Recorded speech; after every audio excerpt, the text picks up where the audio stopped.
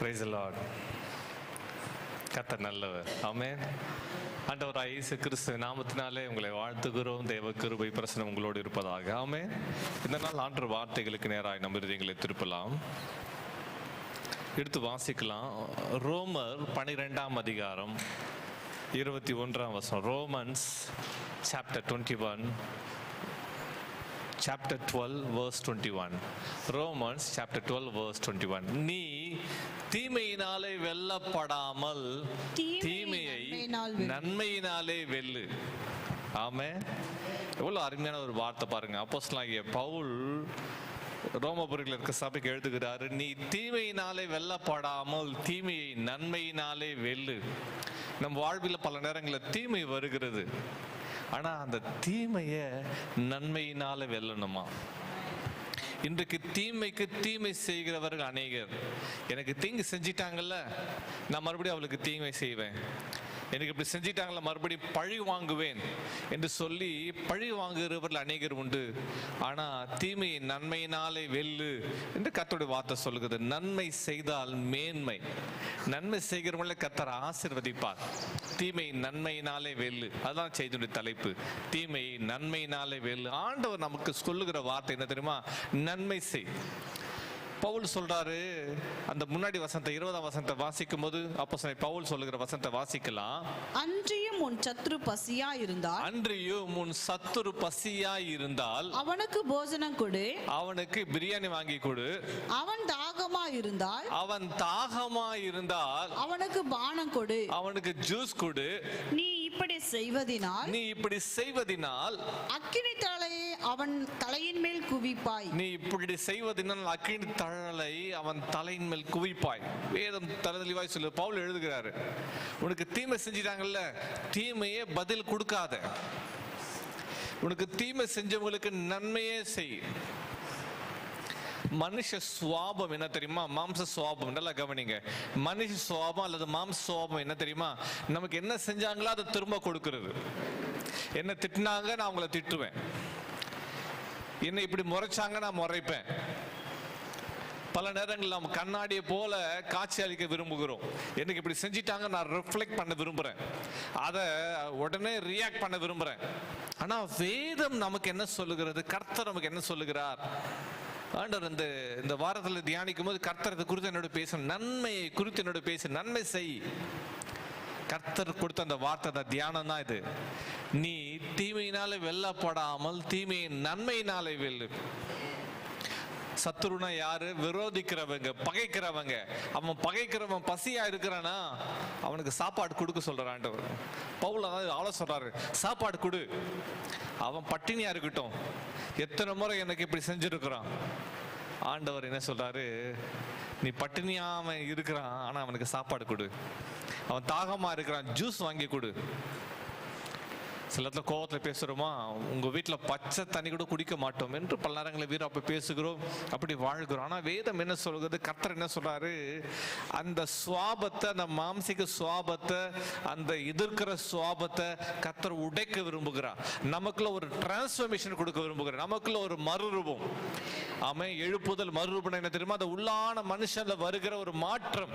அந்த மாற்றம் தான் மனம் மாற்றம். ஆமென். அதுதான் எழுப்புதல். கர்த்தர் அந்த எழுப்புதல் உள்ளத்துல கொடுக்க விரும்புகிறார். ஒரு குறிப்பிட்ட ஒரு பட்டணத்துல ஒரு மனுஷன், ரொம்ப செல்வந்தமான ஒரு மனுஷன் இருந்தான். அவங்க உறவினர்கள், அவருடைய அப்பா தம்பி 2 பேரும் சொத்து, அண்ணன் தம்பி 2 பேரும் உறவினர்கள். அதனால பல ஏக்கர் நிலங்கள் அவர்களுக்கு சொந்தமாக இருந்தது. அதனால அண்ணன் தம்பி 2 பேருக்கும் அவர்கள் வயசாயிடுச்சு. அதனால அவர்கள் 2 பேரும் பிரித்து விட்டார்கள். பக்கத்து நிலங்கள் ஏக்கர் கணக்கில் இருக்குது. அவங்க நிலங்களுக்கு அளவே இல்லை, அவ்வளோ இருக்குது. ஆனா இந்த சொத்து பிரச்சனையினால 2 பேரும் பேசுவது இல்லை. வயசாகி அவங்க 2 பேரும் இறந்துட்டாங்க.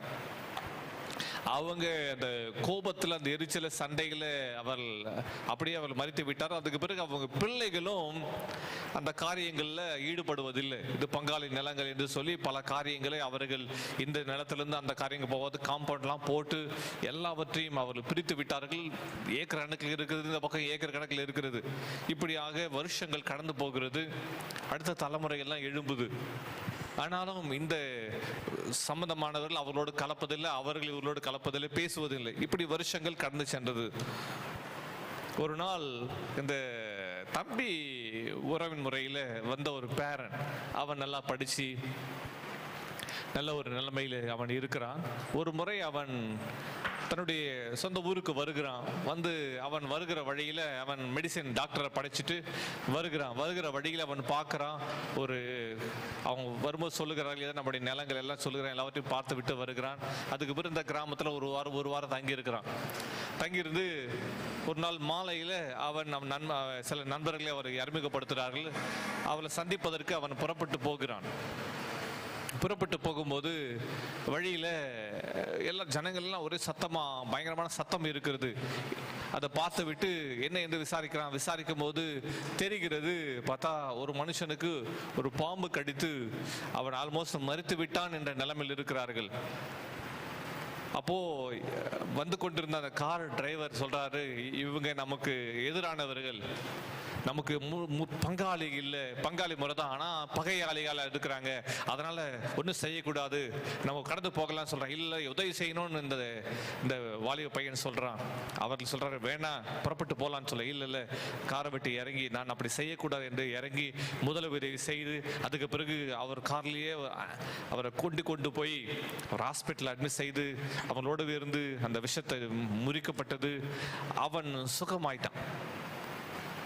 ஒரு விஷம் நிறைந்த பாம்பு கடித்ததுனால முதலுதவி செய்து அந்த விஷத்தை முறிக்கப்பட்டு 2 நாள் அவன் டிஸ்சார்ஜ் ஆயிட்டான்.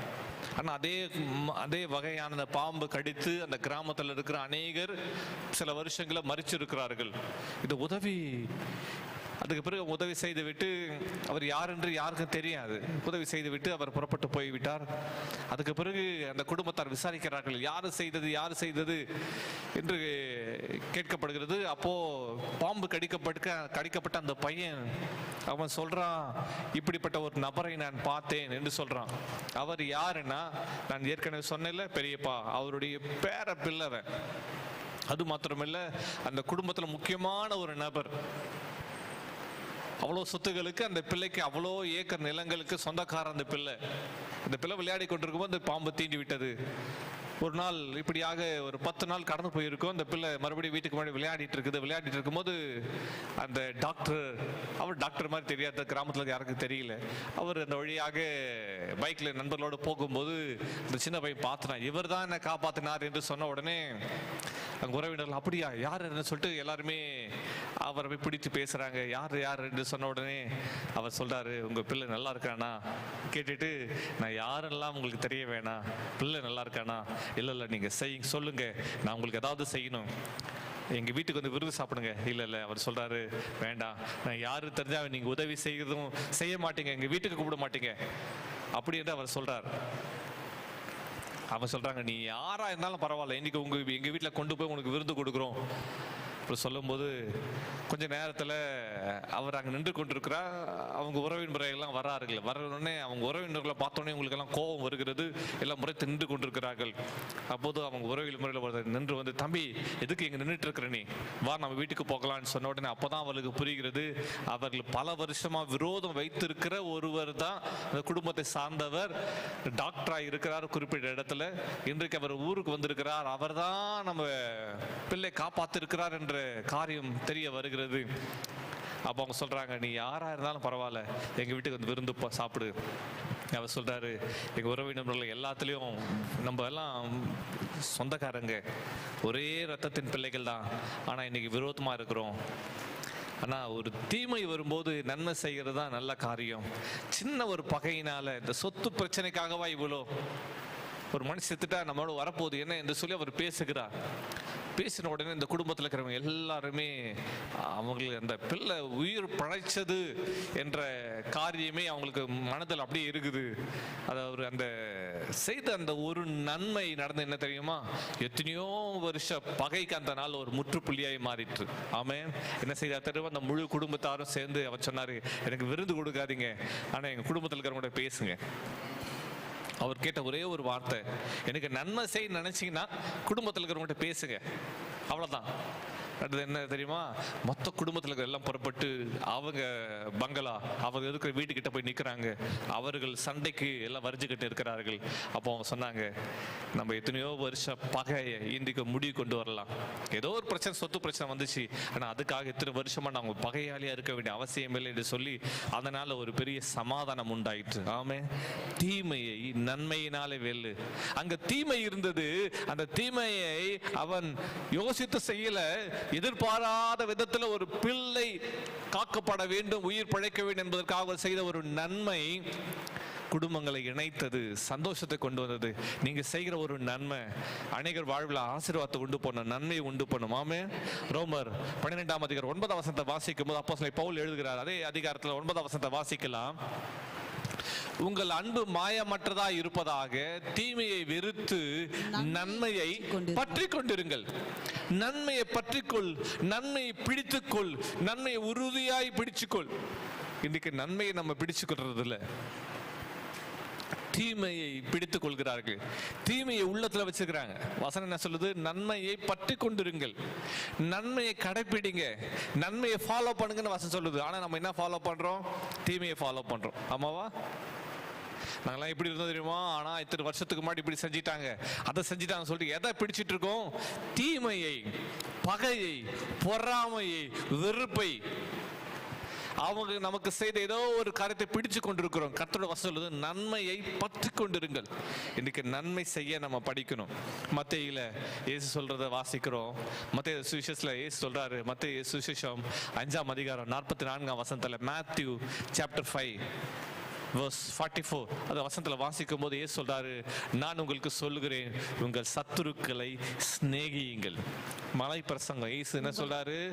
யாரை நேசிக்கணுமா? சத்துருக்களை நேசியுங்கள், சிநேகியுங்கள் சொல்றார். ஃப்ரெண்ட்ஷிப் சத்துரு கிட்ட, சத்துருவை சிநேகியுங்கள், உங்களை சபிக்கிறவர்களை ஆசீர்வதிங்கள். நீ நல்லாவே இருக்க மாட்டேன்னு சொல்றவங்களை நீங்க நல்லா இருக்கணுங்க அப்படி சொல்றாரு. ரொம்ப கஷ்டமா இருக்குல்ல? ஆனா அதுதான் உண்மை. ஆமே, மனசுல மனிதனா வாழறவன் அல்லது தேவ ஜனமா வாழறவங்களால மட்டும்தான் அதை செய்ய முடியும். உங்கள் சத்துருக்களை சிநேகியுங்கள், உங்களை சபிக்கிறவர்களை ஆசீர்வதியுங்கள். உங்க மேல சாபமா கூறிட்டு இருக்கிறாங்க, ஆண்டவர் சொல்றாரு அவங்க மேல நீ ஆசீர்வாதமா கூறு. நீ நல்லா இருக்க மாட்டேன்னு சொல்றாங்க, ஆனா கர்த்தர் சொல்றாரு நீ நல்லா இருப்பேன்னு சொல்லுங்க. உங்களை பகைக்கிறவர்களுக்கு நன்மை செய்யுங்கள். இயேசு சொல்றாரு பாருங்க, பவுல் அதான் எழுதுறாரு, உங்களை யாரெல்லாம் பகைக்கிறாங்களோ பகைக்கிறவர்களுக்கு நன்மை செய்யுங்க. நம்ம பகையாளி பாவன், பகையாளிக்கு நன்மை செய்ய மாட்டாங்க, வராது. உங்களை பகைக்கிறவர்களுக்கு நன்மை செய்யுங்கள், உங்களை நிந்திக்கிறவர்களுக்காகவும் துன்பப்படுத்துறவர்களுக்காகவும் ஜெபம் பண்ணுங்கள். இயேசுவோட உபதேசம் பாருங்க, மலை பிரசங்கம். இன்றைக்கு உலக அளவில் பேசப்படுகிற, உலக அளவில் அநேகரால பாராட்டப்படுகிற, பின்பற்றப்படுகிற ஒரு வார்த்தை. மகாத்மா காந்திஜி அவர்கள் இந்த இயேசு கிறிஸ்து மலை பிரசங்கத்தில் கவரப்பட்டவராக இருந்தார். அவருடைய அநேக போராட்டங்களுக்கு, அநேக அவருடைய எல்லாவற்றுக்கும் உத்வேகமாய் கொடுத்தது என்ன தெரியுமா? இயேசு மலை பிரசங்கம் தான். உண்மையான ஒரு வார்த்தை.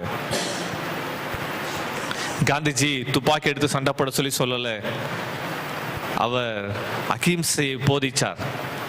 இன்றைக்கு ஆண்டவர் வசனம் தான் சொல்லுகிறது, நன்மை செய்யுங்கள், நன்மை செய்யுங்கள், சிநேகியுங்கள், ஆசீர்வதிங்கள். அந்த வார்த்தையில் அண்டர்லைன் பண்ணுங்க, சிநேகியுங்கள். ஏன் சொல்றாரு? யாரை சிநேகிக்க சொல்றாரு? உங்க வீட்டில் இருக்கிறவங்களை சிநேகிக்க சொல்றாரா? நண்பர்களை சிநேகிக்க சொல்றாரா? சத்துருக்களை சிநேகிக்க சொல்றாரு. சிநேகியுங்கள். அடுத்தது ஆசீர்வதியுங்கள். யார் ஆசீர்வதிக்க சொல்றாரு? எல்லாம் ஆப்போசிட். இயேசுவோட உபதேசம் எல்லாம் ஆப்போசிட்டா இருக்குது. இன்னைக்கு உலக ஜனங்கள் கொடுக்கிற உபதேசங்களுக்கு, உலக ஜனங்கள் கொடுக்கிற ஆலோசனைகளுக்கு ஆப்போசிட்டா இருக்குது. சபிக்கிறவங்களை ஆசீர்வதிங்க. அடுத்தது பகைக்கிறவங்களுக்கு நன்மை செய்யுங்க. ஆமே, கடைசியா சொல்றாரு ஜெபம் பண்ணுங்க. ஆமே, சிநேகியுங்கள், ஆசீர்வதியுங்கள், நன்மை செய்யுங்கள், ஜெபம் பண்ணுங்கள். 4 காரியத்தை அவர் சொல்றாரு. என்ன சொல்றாரு? சிநேகியுங்கள், ஆசீர்வதியுங்கள், நன்மை செய்யுங்கள், ஜெபியுங்கள். ஆமே, நம்ம சிநேகிக்கணும், ஆசீர்வதிக்கணும், நன்மை செய்யணும், ஜெபிக்கணும். அதுதான் ஆண்டவருடைய உபதேசமே. அதுதான் நாம் அப்படி செய்ய வேண்டும், அன்பு கூற வேண்டும் என்று கர்த்தர் விரும்புகிறார். எல்லாம் அன்பினால நிறைஞ்சு நம்ம செய்யும் போது இந்த தேசம் கர்த்தருக்கு சொந்தமாகும். ஆமென். 3 யோவான்ல 11ஆம் வசனத்தில் தான் சொல்லப்பட்டிருக்குது. 3 யோவான் 11 வாசிக்கும் போது அப்போஸ்தலனாகிய யோவான் அவர் என்ன எழுதுகிறாரு? பிரியமானவனே, நீ தீமையானதை பின்பற்றாமல் நன்மையானதை பின்பற்று. நீ தீமையை ஃபாலோ பண்ணாத, நன்மையை ஃபாலோ பண்ணு. நன்மை செய்கிறவன் தேவனால் உண்டாயிருக்கிறான், தீமை செய்கிறவன் தேவனை காணவில்லை. நன்மை செய்கிறவன் யாரால் உண்டாயிருக்கிறான்? நன்மை செய்வானானால் நீ தேவனால் உண்டானவன், நீ தீமை செய்வாயானால் காணவில்லை. தீமை செய்கிறவன் பொல்லாங்கனால் உண்டாயிருக்கிறான், நீ நன்மை செய்கிறவன் தேவனால் உண்டானவன். தேவனால் உண்டானவங்க நன்மை செய்வாங்க. ஹல்லேலூயா. எல்லாருக்கும் நன்மை செய்வாங்க. நீ நன்மை செய்ய படிக்க வேண்டும் என்று வேதம் சொல்லுது. நன்மை செய்ய படிக்கணும். ஹல்லேலூயா. நன்மை செய்தா ஆண்டவர் தான் சொல்றாரு. ஆதியாகமம் 4:7 வாசிக்கும் போது ஆண்டவர் காயின்ட்ட சொல்லுவாரு, நன்மை செய்தால் மேன்மை இல்லையோ? நீ நன்மை செய்யாதிருந்தால் பாவம் வாசப்படியில படுத்திருக்கும். நீ நன்மை செய்தால் மேன்மை இல்லையோ? ஆண்டவர் சொல்றாரு. ஆதியாகமம் 4:7 நீ நன்மை செய்தால் மேன்மை, நன்மை செஞ்சாதான் மேன்மை. நீ நன்மை செய்ய படிக்கணும். ஹல்லேலூயா. வேதத்துல தியானிச்சு கொண்டிருக்கும் போது ஆண்டவர் ஒரு வேத பகுதி எனக்கு அந்த வேத வசனங்களை வாசிக்கும் போது தியானித்து கொண்டிருந்தேன். வாசிக்கும் போது ஆதியாகமம் 24ஆம் அதிகாரத்தில் வாசிக்கும் போது பார்த்தீங்கன்னா, ஆதியாகமம் 24ஆம் அதிகாரம் 15 முதல் 20 வசனங்களை வாசிக்கும் போது ரெபெக்காளுக்கு பெண் பார்க்கிற ஒரு படலம் நடக்கிறத நம்ம வாசிக்கிறோம், பார்க்க முடிகிறது. ரெபெக்காளுக்கு மன்னிக்கணும், ஈசாக்குக்கு பெண் பார்க்கிற ஒரு படலம் நடக்கிறது. ரெபெக்கால பார்க்க போறாங்க. ஆனா அது எப்படி பார்த்தாங்க, எப்படி நடந்தது, அந்த காரியங்களை குறித்து நம்ம வேதத்துல வாசித்து பார்த்தா அங்க ஒரு சத்தியம் விளங்குறதை நம்ம பார்க்க முடியும். என்ன நடக்கிறது? ஆபிரகாம் எலியேசர்ட்ட சொல்றாரு, என் மகனுக்கு நீ பெண் பார்த்து கொண்டு வா, என் உறவின் முறையாளத்தை போய் பார்த்து கொண்டு வான்னு சொல்லி அவர் அனுப்புகிறார். அப்போது ஆபிரகாமுடைய தொடையின் கீழே அவர் வைத்து கையை வைத்து சத்தியம் பண்ணிட்டு அவர் புறப்பட்டு போகிறார். போய் பெண் பார்க்க போகிறார். வாசிக்கும் போது 15ஆம் வசனத்தை வாசிக்கலாம். அப்போ அந்த இடத்துல எலியேசர் ஒரு ஜெபம் பண்றாரு. அந்த குறிப்பிட்ட இடத்துக்கு போகிறாரு. போய் யார் வீட்டுல போய் பெண்ணு கேட்கறது தெரியல, எப்படி பெண்ணு கேட்கறதுன்னு தெரியல. அதனால அவர் துறவண்டியில் நிற்கிறார். அப்படி என்றால் மாலை நேரத்துல தண்ணீர் மொண்டு கொள்ளும்படியாக துறவுக்கு வருவாங்க. துறவுனா கிணறு. அங்க கிணத்துக்கிட்ட வந்து தண்ணீர் மொண்டு கொண்டு போவாங்க. வாலிப பிள்ளைகள்லாம் வருவாங்க. அவரை ஒட்டங்களோட கொண்டு போய் நிற்கிறார். நின்றுட்டு அவருக்கு என்ன செய்யறது தெரியல. அவர் தேவனை நோக்கி ஜெபிக்கிறார். ஆபிரகாமின் தேவனாய் கர்த்தாவே, நீங்க எனக்கு இன்னைக்கு உத்தரவு அருள் செய்யணும். நீங்க என்ன நேர் வழியா நடத்துகிற கர்த்தர். அதனால நான் யாருக்கிட்ட போயிட்டு எந்த பெண்ணுக்கிட்ட போயிட்டு எனக்கு தண்ணீர் கொடுன்னு நான் கேட்பேன். அந்த பெண் பிள்ளை எனக்கு தண்ணி கொடுக்கணும். எனக்கு மட்டும் இல்லை, என் ஒட்டங்களுக்கு எல்லாத்துக்கும் தண்ணி கொடுக்கணும். தண்ணி கொடுக்கிற பிள்ளை எதுவோ அதுதான் என் எஜமானாகிய ஈசாக்குக்கு நியமிச்ச மகளா இருக்கும். அதனால நீர் எனக்கு காரியத்தை வாய்க்க செய்யும் என்று சொல்லி அவர் தனக்குள்ளேயே ஒரு ஜெபம் செய்கிறார். அவர் ஜெபம் செய்து முடிக்கும் போது நான் வசனம் சொல்லுகிறது, அவன் இப்படி சொல்லி வாசிக்கலாம். அந்த வசனத்தை வாசிக்கலாம். அவன் இப்படி சொல்லி முடிக்கும் முன்னே இதோ ஆபிரகாமுடைய சகோதரனாகிய நாகோரின் மனைவி மில்காளுடைய குமாரனாய் இருக்கிற பெத்துவேலுக்கு பிறந்த ரெபெக்காள் குடத்தை தோள் மேல் வைத்துக் கொண்டு புறப்பட்டு வந்தாள். அந்த பெண் மகா ரூபவதியும் புருஷனை அறியாத கன்னிகையுமாய் இருந்தாள். அவள் துறவில் இறங்கி தன் குடத்தை நிரப்பிக் கொண்டு ஏறி வந்தாள். அப்போது அந்த ஊழியக்காரன் அவளுக்கு எதிர்கொண்டோடி, உன் குடத்தில் இருக்கிற தண்ணீரில் கொஞ்சம் குடிக்க தர வேண்டும் என்றான். அதற்கு அவள், குடியும் என் ஆண்டவனே என்று சீக்கிரமாய் குடத்தை தன் கையில் இறக்கி கொண்டு அவனுக்கு குடிக்க கொடுத்தாள். கொடுத்த பின், உம்முடைய ஒட்டகங்களும் குடித்து தீரு மட்டும் அவைகளுக்கும் உண்டு வார்ப்பேன் என்று சொல்லி சீக்கிரமாய் தன் குடத்தை தண்ணீரை தொட்டியில ஊற்றிவிட்டு இன்னும் மொண்டு வர துறவண்டையில ஓடி அவனுடைய ஒட்டகங்களுக்கெல்லாம் மொண்டு வார்த்தார். ஆமென். இந்த வசனத்துல வாசிக்கும் போது பாத்தீங்கன்னா, ரெபெக்காள் செய்த காரியம், அவர் கேட்டது தண்ணீர். எனக்கு குடிக்க தண்ணி கொடுமா அப்படின்னு கேட்டாரு. அவர் குடிப்பதற்கு தண்ணி கொடுக்கிறாரு. அது மாத்திரம் இல்ல, அந்த இடத்துல எலியேசர் 10 ஒட்டகங்களை கொண்டு வந்திருக்கிறார். எத்தனை ஒட்டகங்கள்? 10 ஒட்டகங்களை கொண்டு வந்திருக்கிறார். அந்த 10 ஒட்டகங்களுக்கும் அவர் சொல்றா, அவர் குடிக்க தண்ணி கேட்டார்ல, தண்ணி குடிச்சிட்டு உங்களுக்கு தண்ணி கொடுத்துட்டேன், ஆனால் அந்த தண்ணீர் அப்படி சாதாரணமாக மொண்டு வர முடியாது. அது கிணற்றுக்குள்ளே இறங்கி அந்த துறவுக்குள்ளே இறங்கி கொண்டு போய் அதை மொண்டு கொண்டு வந்து கொஞ்சம் வேலை தான் இருக்குது. வாலிப பிள்ளைங்க நான் ஏன் செய்யணும், பல நேரங்களில் பேசுகிறத பார்க்கிறோம். ஆனால் அவள் குடிச்சு விட்டா அவள் வீட்டுக்கு குடும்பத்துக்கு தண்ணி கொண்டு போகிறார். அவர் வேலையாக வந்திருக்கிறார். அந்த வேலையில் இன்னொருத்தருக்கு ஒரு வேலை செய்யணும். சரி, அந்த வேலையை செஞ்சிட்டா கொடுத்துட்டா சரிங்க தேங்க்யூ, அவங்க தேங்க்யூ சொல்லியிருக்கலாம் எலியேசர். ஆனால் அவள் சொல்கிறா, உங்களுக்கு கொடுத்துட்டேன், நீங்களும் குடிங்க. உங்கள் ஒட்டகங்கள் 10 ஒட்டகங்களுக்கும் தண்ணி கொடுக்குறேன், 10 வேலைக்காரங்கள் தண்ணி கொடுக்குறேன். Extra mile, are ready to walk extra mile. பல நேரங்கள் நீ கேட்ட கொடுத்துட்டேன், முடிஞ்சிச்சு, அது நிறுத்தி விடுக்கிறோம். ஆனால் அவளை என்ன செய்தால், எலியேசர் எஜமானுக்கு கொடுத்தது மாத்திரமில்ல, 10 வேலைக்காரங்கள் தண்ணி கொடுத்தா, ஒட்டகங்களுக்கெல்லாம் தண்ணி கொடுத்தா. அந்த ஒட்டகங்கள் அவ்வளோ நாள் பிரயாணத்தில் வந்திருக்குது, எவ்வளோ களைப்போடு இருக்கும். அந்த ஒட்டகங்கள்லாம் களைப்போடு இருக்கும். அந்த ஒட்டகங்க தண்ணி கிடைச்சா போதும், நல்லா தண்ணி குடிக்கும். அந்த 10 ஒட்டகங்களுக்கும் அவ தண்ணி மொண்டு மொண்டு மொண்டு மொண்டு கிணத்துல எடுக்கிறா சேர்ந்து கொண்டு வந்து அவைகளை வார்க்கிறாள். இப்படி 10 ஒட்டகங்களை திருப்தியாகிற அளவுக்கு தண்ணீர் வார்த்தாள். ஆமே, நீங்க செய்கிற நன்மையை மனப்பூர்வமாய் சந்தோஷத்தோடு மிகுந்த மகிழ்ச்சியோடு செய்யுங்க. ஹல்லேலூயா, ஹல்லேலூயா. ஒன்று சொல்லட்டுமா உங்களுக்கு, நீங்க எந்த நன்மை செய்கிறீங்களோ அதே இடத்துல உங்களுக்கு வாழ்வில் ஆசீர்வாத நன்மைகள் பிறக்கிறது. ஆமென். நடந்தது என்ன தெரியுமா, அதுக்கு பிறகு அவர் விசாரிக்கிறார். தண்ணி எல்லாம் மொத்தத்தையும் கொடுத்த பிறகு அவர் விசாரிக்கிறார், நீ யாருமா, உன் பேர் என்னம்மா, உங்க வீட்டில் தங்கறதுக்கு இடம் இருக்குதா என்று கேட்கும் போது அவள் சொல்றா ஆமா என்று சொல்லி பார்த்தா, அவள் ஆபிரகாமுடைய உறவின் முறையாள். ஆபிரகாம் சாராளோட உறவின் முறையான பெண்ணா இருக்கிறார். அதை கேட்டனா அவளுக்கு பெரிய சந்தோஷம். அவளுக்கு கிஃப்ட் கொடுக்குற. அவள் கொடுத்தது தண்ணீர், ஆனா அவர் கொடுத்தது பொண்ணு. ஆமா, ரெபேக்காள் கொடுத்தது தண்ணீர். அவ காசு பார்க்கல, காசுக்காக தண்ணி கொடுக்கல, உதவிக்காக நன்மை செய்வதற்காக தண்ணீர் கொடுத்தாள். ஆனா அவர் தண்ணி வாங்கிட்டோம் சொல்லிட்டு ஃப்ரீயா விடல. ஓ தேங்க்யூ சொல்லிட்டு அப்படியே அனுப்பல, ஃப்ரீயா கொடுக்கல. தண்ணி நம்ம ஃப்ரீயா வாங்கிட்டோம் அப்படின்னு நினைக்கல, அதுக்கு தக்க பலனை அவள் கொடுக்குறா. அவளுக்கு கொடுத்துட்டு விசாரிச்ச பிறகு அவர் மறுபடியும் கர்த்தருடைய நாமத்தை தொழுது கொண்டு வீட்டுக்கு போகிறார். வீட்டுக்கு போனவங்க அவங்க சாப்பிட சொல்றாங்க. அவர் நான் வந்த வேலையை முடிக்காம சாப்பிட மாட்டேன் என்று சொல்லிவிட்டு, நான் எதுக்காக இந்த ஊருக்கு வந்திருக்கிறேன் ரீசனை சொல்றார். சொன்ன பிறகு அப்பதான் காரியங்கள் விளங்க வருகிறது. ரெபேக்கால அன்னைக்கு தான் பெண்ணை பார்க்க வந்திருக்கிறாங்க.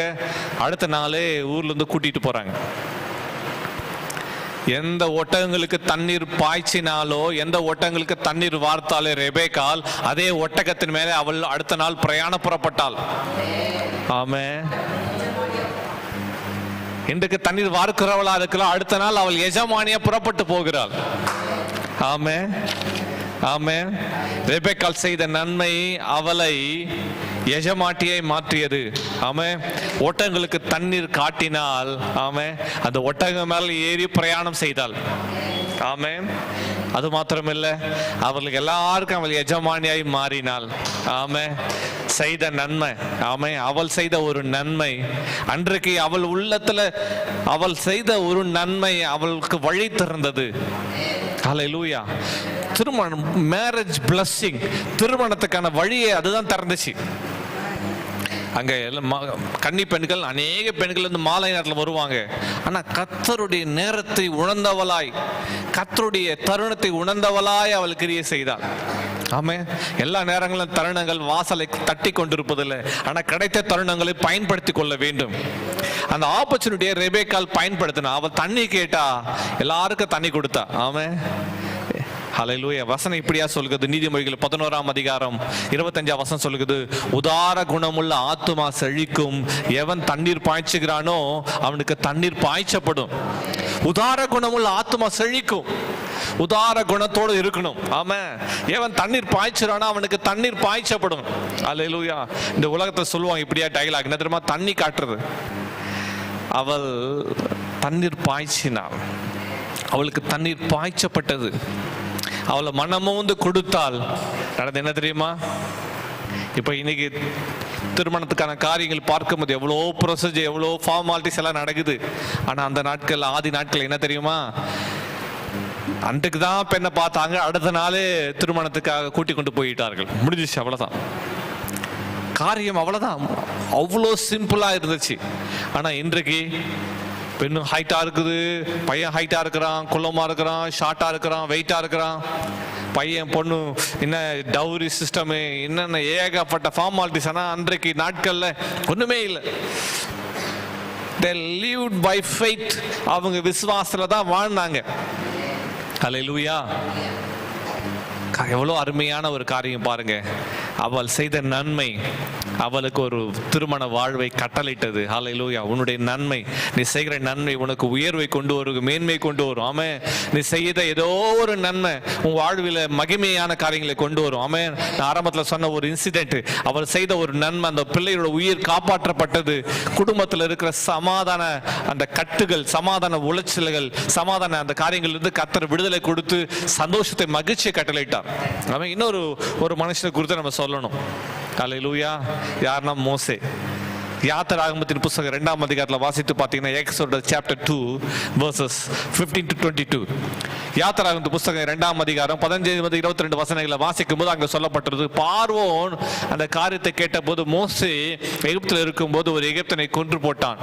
அந்த காரியம் தெரிய வருகிறது. அதனால அந்த காரியம் தெரிய வந்ததுனால மோசே எகிப்தை விட்டு ஓடி போகிறான். மீதியான் தேசத்துக்கு பக்கத்தில் இருக்கிற ஒரு நாட்டுக்கு ஓடி போகிறான். மீதியான் தேசத்துக்கு அவன் ஓடி போகிறான்.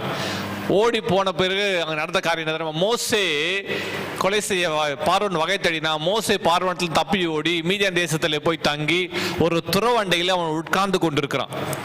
துறவு ஒரு கிணத்துக்கிட்ட மோசே உட்கார்ந்து கொண்டிருக்கும் போது அடுத்த வசனத்தை வாசிக்கும் போது இப்படியே சொல்லப்பட்டுள்ளது, மீதியான் தேசத்து ஆசாரியனுக்கு 7 குமாரத்திகள் இருந்தார்கள். அவர்கள் தங்கள் தகப்பனை ஆடுகளை தண்ணீர் காட்டும்படிக்கு அங்கே வந்து தண்ணீர் முண்டு தொட்டிகளை நிரப்பினார்கள். ஆனா அங்க இருக்கிற மேய்ப்பர்கள் வந்து அவர்களோட வாக்குவாதம் பண்ணினார்கள். அடுத்த வசனத்துல வாசிக்கும், அப்போது மேய்ப்பர்கள் வந்து அவர்களை துரத்தினார்கள். மோசே எழுந்திருந்து, அங்க உட்கார்ந்து இருக்கிற மோசே எழுந்திருந்து அவர்களுக்கு துணை நின்று அவர்களுடைய ஆடுகளுக்கு தண்ணீர் காட்டினான். மோசே உதவியாய் இருந்து அந்த ஆசாரனுடைய குமாரத்திகளுடைய ஆடுகளுக்கு தண்ணீர் காட்டினான். அவன் அவர்களுக்கு உதவி செய்தான். நடந்து என்ன தெரியுமா, அவன் தண்ணீர் காட்டுறதுக்கு அவங்க ஹெல்ப் பண்ணான், அவ்வளவுதான். விடிச்சிட்டு அவங்க வீட்டுக்கு போறாங்க. தகப்பனார் கேட்கிறாரு, என்னம்மா இவ்வளவு சீக்கிரமா வந்துட்டீங்க, யூஸ்வலா லேட் ஆகுமே, இன்னைக்கு இவ்வளவு சீக்கிரமா வந்துட்டீங்களே என்று கேட்கும் போது, நீங்க இவ்வளவு சீக்கிரமா வந்த காரியம் என்ன என்று கேட்கும் போது, அப்பதான் அவங்க சொல்றாங்க, ஒரு எகிப்தியன் எங்களுக்கு உதவி செஞ்சான், தண்ணீர் கொடுத்து ஆடுகளுக்கெல்லாம் அவன் தான் தண்ணி காட்டினா என்று சொன்ன உடனே அவங்க அப்பா கேட்கிறாரு, எங்கம்மா அந்த மனுஷன், அவனை கூட்டிட்டு வர வேண்டியதானே, ஏன் அந்த மனுஷனை விட்டுட்டு வந்தீங்க? அடுத்த வசனத்தை வாசிக்கும் போது 20 வசனம், அப்பொழுது தகப்பன், அப்போது அவன் தன் குமாரத்திலே பார்த்து, அவன் எங்கே, அந்த மனிதன் நீங்கள் விட்டு வந்தது என்ன, போஜனம் பண்ணும்படிக்கு அவனை அழைத்து கொண்டு வாருங்கள் சொல்றான். சாப்பிடுறதுக்கு அவனை கூட்டிட்டு வர வேண்டியதானம்மா. தெரியுமா, அவன் செய்த ஒரு நன்மை மோசேக்கு. கவனிங்க, மோசேவுடைய நிலைமை என்ன தெரியுமா? அப்போ மோசேவுடைய நிலைமை என்ன தெரியுமா? நான் எங்க போறேன், எங்க போறேன்னு தெரியாது, எங்க தங்க போறேன்னு தெரியாது, என்ன சாப்பிட போறேன்னு தெரியாது, என் எதிர்காலம் என்ன தெரியாது. ஏனென்றால் மோசே எகிப்து தேசத்தை விட்டு ஓடி வந்திருக்கிறான். தன் உயிர் பிழைத்தால் போதும் என்ற நிலைமையில மோசே ஓடி வந்திருக்கிறான். அது அவருடைய நிலைமை. என்ன செய்ய போறன்னு தெரியாத ஒரு நிலைமையில மோசே இருக்கிறார். அப்பொழுது அந்த நிலைமையில மோசே, எதுக்குப்பா, நம்மளுக்கே ஏகப்பட்ட பிரச்சனை இருக்குது, அந்த பிரச்சனையில நம்ம பிரச்சனை யோசிச்சுட்டு இருக்கலாம்னு சொல்லி மோசே தன் பிரச்சனையை யோசித்து கொண்டு உட்கார்ந்து கொண்டு இல்லாம இன்னொருத்தருக்கு அங்க இருக்கிற ஆடுகளுக்கு தண்ணீர் காட்டி நன்மை செய்தான். என்ன தெரியுமா, அவனை போஜனம் பண்ணும்படிக்கு ஒரு வீட்டுக்கு போறான். மீதியான் தேசத்துல ஆசாரனுடைய வீட்டுக்கு போறான். அந்த வீட்டிலேயே அவனுக்கு வாழ்க்கை துணை கிடைத்தது. ஆமா, அவருடைய குமாரத்திகள் ஒருத்தியை அவருக்கு மனைவியாய் கொடுக்கப்பட்டாள். ஆமா, சிப்போரால, அந்த ஆசாரியன் தன்னுடைய மகள் சிப்போரால மோசேக்கு திருமணம் செய்து வைத்து ஆடு மேய்க்கிற அந்த தொழிலை அவன் செய்யும்படி ஆட்டு மந்தை அவன் கையில் ஒப்பு கொடுக்கிறார். ஆமா, அந்த இடத்துல அவனுக்கு 2 பிள்ளைகள் பிறக்கிறார்கள். மோசே மீதியான் தேசத்தில் 40 வருஷம் தங்கி இருக்கிறான். மோசே செய்த ஒரு நன்மை, ஒன் ஃபைன் ஈவினிங் அப்படின்னு சொல்லலாம். ஒரு ஸ்டோரி சொல்லனாக்கா, ஒரு ஸ்டோரி சொல்லனாக்கா, ஒன் ஃபைன் ஈவினிங் வெந்த மோசே அப்படி சொன்னாக்கா, மோசே ஒரு ஒரு கணத்துக்கிட்ட உட்கார்ந்துட்டு இருக்கிறான். அதை ஒரு நரேட் பண்ணுறதுனா ரொம்ப அழகாக சொல்லலாம். அவன் அங்கே செஞ்ச ஒரு லீடராக இருந்து அதுக்கு உதவி செஞ்சான். அந்த உதவி அவன் வாழ்க்கையே மாற்றி விட்டது. ஆமே, மோசே துணை நின்று தண்ணீர் காட்டினான், திருமணம் நடந்தது, தங்க இடம் கிடைத்தது. ஆமே, அல்லேலூயா. பெண்ணும் கிடைச்சது, பொண்ணும் கிடைச்சது, ஆடுகளும் கிடைத்தது. 40 வருஷம் அப்படியே போகுது. செய்யும் நன்மை உதவி நம்ம வாழ, நம்ம உயர வழி செய்கிறது. ஆமே, உயர உதவி உயர வழி செய்கிறது, வாழ வழி திறக்கிறது. செய்த நன்மை உதவி உயர வழி செய்கிறது, வாழ வழி திறக்கிறது. அல்லேலூயா. நான் அப்படிதான் தியானிச்சு எழுதி வச்சிருக்கிறேன். உதவி உயர வழி செய்கிறது, வாழ வழி திறக்கிறது. கர்த்தர் உங்க வாழ்வில் இந்த நாள்ல கர்த்தர் நம்ம கற்றுக் கொடுக்கிற ஒரு பாடம் என்ன தெரியுமா? நன்மை செய். நீ நன்மை செய்தால் மேன்மை. ஆமே, நன்மை செய் மகளே. நீ தீமையை நன்மையினால வெல்லு. உன்னை விரோதிக்கிறவங்க, துன்பப்படுத்துறவனுக்கு விரோதமா பேசுறவங்க, உனக்கு விரோதமா காரியங்கள் செய்கிறவர்களுக்காக ஜெபம் பண்ணி சொல்லி கொடுத்த அந்த பாடத்தை கற்றுக்கொள்ளுங்க, சிநேகியுங்க, ஆசீர்வதிங்க, நன்மை செய்யுங்க, ஜெபியுங்க. அதுல பார்த்தீங்கன்னா அன்பு கூறணும். ஆமே, அன்பு கூறணும், அன்பு கூறுங்கள். இதுதான் ஆண்டவர் சொல்றாரு. இதுதான் இயேசுடைய போதனை. இதை பின்பற்றி நாம் நடப்போமானால் நிச்சயமா ஆசீர்வாதம் இருக்கும். ஆமே, நீங்க நன்மை செய்யுங்க. கர்த்தர் உங்களை உயர உயர உயர உயர்த்திக்கிட்டே இருப்பார். ஆமே, உங்களுக்கு வாழ வழி செஞ்சுக்கிட்டே இருப்பாரு. நியூ பிசினஸை கர்த்தர் கொடுப்பார். ஆமே, அல்லேலூயா. இது திருமணம் ஆகலையா, நன்மை செய்ய படிங்க. ஆமே, உங்க வாழ்க்கை நல்ல ஜாப் கிடைக்கலையா, ஐயோ என் பிசினஸ்ல இப்படி தோல்வி இருக்குது, எனக்கு அடுத்து என்ன செய்ய தெரியலையே, எதிர்காலத்து குறித்த காரியங்களா, பலவிதமான காரியங்களுக்கு ஆண்டவரை ஒப்பு கொடுங்க. கர்த்தர் உங்களுக்கு நன்மையானவர்களை செய்வார். ஆமே, யாரோ செய்த தீமையினாலே என் வாழ்க்கை இப்படி ஆயிடுச்சு சொல்லாதீங்க. கர்த்தர் நன்மை செய்கிறவர், உங்களுக்கு நிச்சயமா நன்மை செய்வார். அல்லேலூயா. நம்ம ஜெபம் பண்ணலாமா? நன்றி ஆண்டவரே, இதனால கர்த்தர் நம்ம கொடுத்த வசனத்தை நம்ம தியானிச்சிருக்கிறோம். இந்த வார்த்தை இந்த நாள் முழுவதும் நம்ம தியானிப்போம். செய்த நன்மை ரெபெக்காள் வாழ்க்கையில் ஒரு திருப்பு முனையாய் அமைந்தது. செய்த ஒரு நன்மை மோசேயின் வாழ்க்கையில் திருப்பு முனையாய் அமைந்தது. இன்னொரு ஸ்திரீ குறித்து சொல்ல வேண்டுமானால், சமாரிய ஸ்திரீ செய்த ஒரு நன்மை. இயேசு கிறிஸ்து யாக்கோபுடைய கிணத்தண்டையில் அவர் நிற்கிறார். அவர் குடிப்பதற்கு தண்ணீர் கேட்கிறார். இயேசு சீஷர்ல இருக்கிறாங்க. சமாரேஸ்வரி அங்கே அவள் சொல்றா, நீங்க தண்ணி கேட்குறீங்க, இது யாருடைய கிணறு என்ற காரியங்கள்லாம் கான்வர்சேஷன் நடக்குது. அப்போதான் ஜீவ தண்ணீரை அவர் உனக்கு கொடுப்பார் என்று இயேசு கிறிஸ்து அந்த காரியத்தை சொல்றார். அது மாத்திரமில்ல, சமாரியில் அநேகர் அந்த நாளில் ரட்சிக்கப்பட்டார்கள். ஆமே, அநேகர் வாழ்வில் ஆசீர்வாத நன்மை உண்டாயிற்று. ஹல்லேலூயா.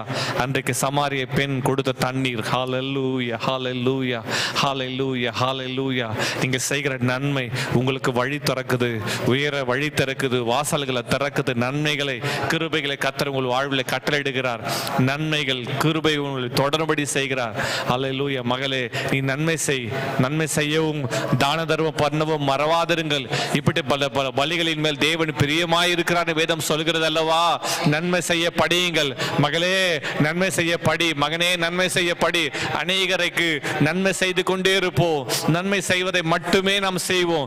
தீமையை நம்ம விட்டு அகற்றும். யாரு தீமை செஞ்சாலும், யார் நமக்கு விரோதமாக எழுதினாலும், நமக்கு விரோதமாக பேசினாலும், நமக்கு விரோதமாக காரியம் நடப்பித்தாலும் நன்மை செய்வோம். தேவனுடைய பிள்ளைகள் என்பதை, தேவனுக்கு உகந்தவர் என்பதை, தேவனுக்கு பிரியமானவர் என்பதை, நாம் தேவனால் உண்டானவர் என்பதை தேசம் அறிய செய்வோம். கர்த்தர் உயர்த்துவார். கர்த்தர் வல்லமையான காரியங்களை செய்வார். கர்த்தர் மகத்துவமான செய்கிற ஆண்டவராக இருக்கிறார். ஸ்தோத்திரம். ரெபெக்காளுக்கு செய்தவர், சமாரிய பெண்ணுக்கு செய்தவர், அவள் மூலமா இந்த பட்டணமே கர்த்தரை திரும்பினது. ஹல்லேலூயா, ஹல்லேலூயா. மோசேக்கு செய்தவர் உனக்கு செய்வார். உனக்கு அற்புதங்களை செய்வார். உன்னை ஆசீர்வதிப்பார். உன் வாழ்வில் வல்லமையான கிரியைகளை, மகத்துவமான கிரியைகளை, மகிமையானவர்களை கர்த்தர் செய்வார். ஹல்லேலூயா, ஹல்லேலூயா, ஹல்லேலூயா, ஹல்லேலூயா, ஹல்லேலூயா, ஹல்லேலூயா, ஹல்லேலூயா. உம்மை துதிக்கிறோம், உம்மை துதிக்கிறோம். அன்பின் பரலோக பிதாவே, உமக்கு ஸ்தோத்திரம். இந்த நாள்ல உம்முடைய வார்த்தைகளை கொண்டு நீர் எங்களோடு பேசினீர், இடைப்பட்டு அதுக்காக ஸ்தோத்திரம். உம்முடைய வார்த்தையின்படியே உம்முடைய பிள்ளைகளை ஆசீர்வதிக்கும்படி ஜெபிக்கிறோம். தீமை நன்மையினாலே வெல்லு என்று சொன்ன உம்முடைய வார்த்தைகளுக்காக ஸ்தோத்திரம். எங்கள் வாழ்வில் எல்லா தீமைகளை நாங்கள் நன்மை செய்து ஜெயிக்கிறவளாய் கர்த்தாவே வாழ கர்த்தர் கிருபை பாராட்டும்படி ஜெபிக்கிறோம். இப்படி ஜனங்கள் ஒவ்வொருவரையும் ஆசீர்வதிங்கப்பா. ஆன்லைன்ல, ஆஃப்லைன் ஆன்லைன்ல இணைந்திருக்கிற எல்லாரும் மேலும் கிருபை, ஆசீர்வாதம், நன்மை உண்டாகட்டும். சம்பூர்ண நன்மைகள் உண்டாகட்டும். இயேசு நாமத்தினால் இப்போது எல்லா வியாதி படுக்கைகள், பலவீனங்கள், சுகவீனங்கள் மாறுவதாக. இந்த வேலையில் ஜெபித்துக் கொண்டிருக்கிற இந்த வேலையில ஆண்டவரே வேலை வாய்ப்புகள் கதவுகள் திறப்பதாக ஜெபிக்கிறேன். ஆசீர்வாத கதவுகள் திறப்பதாக, சுகத்தின் கதவுகள் திறப்பதாக, நன்மையின் கதவுகள் திறப்பதாக, மேன்மையின் கதவுகள் திறப்பதாக, உயர்வின் கதவுகள் திறப்பதாக என்று ஜெபிக்கிறேன். இயேசு கிறிஸ்து நாமத்தினால இவங்க வாழ்வில் கர்த்தருடைய சம்பூர்ண ஆசீர்வாதத்தின் நன்மைகளை, கிருபைகளை பேசுகிறேன். இவர்கள் ஆசீர்வாதமாய் இருப்பார்களாக. அப்படி நாம் மகிமைப்படும்படி ஜெபிக்கிறோம். கிருபைக்கு அர்ப்பணிக்கிறோம். இயேசு கிறிஸ்துவின் விலையேறப்பட்ட வல்லமை நாமத்தில் ஆசீர்வதித்து ஜெபிக்கிறோம் பிதாவே.